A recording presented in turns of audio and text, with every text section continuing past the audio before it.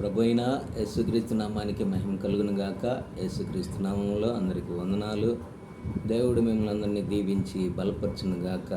మంచిది. ఉదయకాల వాక్య ధ్యానం కొరకై పరిశుద్ధ గ్రంథం బైబిల్ దేవుని యొక్క వాక్య భాగాన్ని చదువుకుందాము. కీర్తనల గ్రంథము 23వ అధ్యాయము మొదటి వచనం నుండి కొన్ని వచన భాగాల్ని చదువుకొని ధ్యానించుకుందాం. యెహోవా నా కాపరి, నాకు లేమి కలగదు. పచ్చిక గల చోట్ల ఆయన నన్ను పరుండజేయుచున్నాడు. శాంతికరమైన జలముల యొద్ద నన్ను నడిపించుచున్నాడు. నా ప్రాణమునకు ఆయన సేద తీర్చుచున్నాడు. తన నామమును బట్టి నీతి మార్గములలో నన్ను నడిపించుచున్నాడు.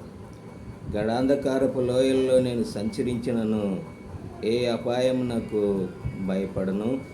నీవు నాకు తోడయ్యుందువు.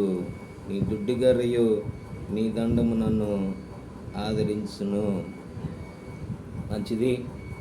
దేవుడి బిడ్డలారా, దేవుడే మనకు కాపరిగా ఉన్నప్పుడు ఆయన మనల్ని చక్కనైన పచ్చిక గల చోట్ల, అంటే దేవుడు సర్వసమృద్ధిగా మనల్ని మన కుటుంబాలని ఆశీర్వదించేవాడుగా ఉంటాడు.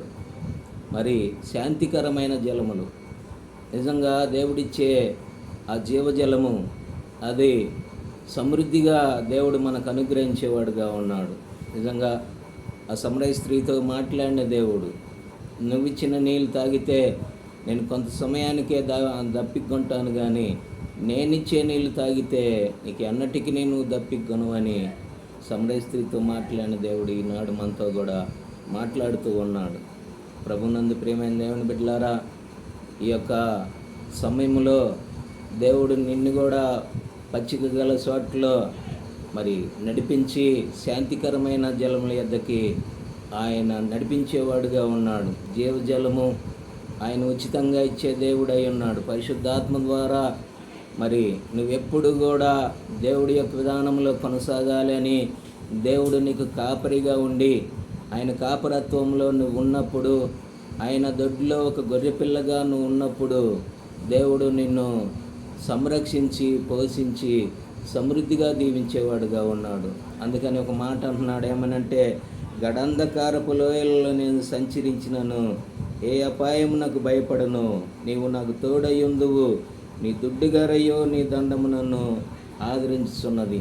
గడాంధకారపు లోయల్లో, ఈ చీకటి కాలంలో, పాపం భూమిని నిండి ఉన్న కాలంలో, ఈ గడాంధకారపు లోయల్లో ఆయన నీకు తోడయ్యుండి, ఆయన దుడ్డుగర్ర దండము నీకు తోడయ్యుండి ఎటువంటి పరిస్థితుల్లోనైనా నిన్ను కాపాడేవాడుగా ఉన్నాడు. కనుక మరి శ్వాస జీవితంలో నా సహోదరి సహోదరుడా, మరి యొక్క సమయంలో దేవుని యొక్క దొడ్డిలోనికి వచ్చి నువ్వు కూడా ఒక గొర్రె పిల్లగా, స్త్రీ కానీ పురుషుడు కానీ ఎవరైనా కూడా దేవుని యొక్క కాపురత్వంలోనికి వచ్చినప్పుడు ఆయన పచ్చిక గల చోట్ల నడిపించే దేవుడు, శాంతికరమైన జలముల యొద్దకి నడిపించే దేవుడు.